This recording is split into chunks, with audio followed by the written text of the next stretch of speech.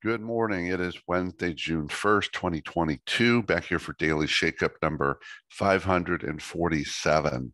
And today we want to talk about, of course, leadership. In fact, a lack of leadership. I would even say a failure, extreme, detrimental failure of leadership. And that is when we choose, notice the term choose, to use yelling, screaming, belittling, berating as a tool of our so-called leadership.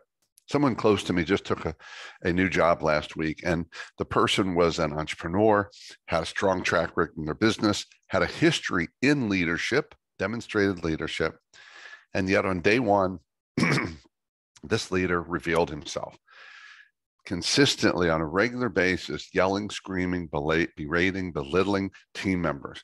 Didn't have the answer he wanted, you're going to get yelled at. Didn't have the answer fast enough or get it done fast enough, you're going to get yelled at. And by the way, this is all public. Didn't do it the way he wanted, you're going to get yelled at.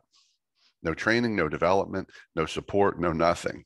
It was pure anger, almost on the verge of rage. And it's easy for to say, well, that's not me. But ask yourself, when is that you? We all have the moment when, whatever the circumstances are, we to some degree lose it. And when that happens, do we take responsibility for it? Do we seek to understand it? Or do we just let it go because that's just how we are? How many leaders and managers have said that before?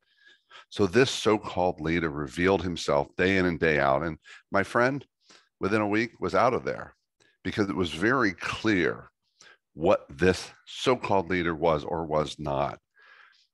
The reality is that yelling, screaming, all those things have no place in management or leadership. If you're going there, it means you're failing in your leadership. It is that simple. And while this person may have some leadership traits, the bottom line is this: leadership is about people, and his behavior tells the true tale of his lack of leadership. This model of yelling and screaming may have worked years ago, but I would argue that it didn't even work then. But today it's very clear. There's no place for this type of so-called leadership or management in today's business world.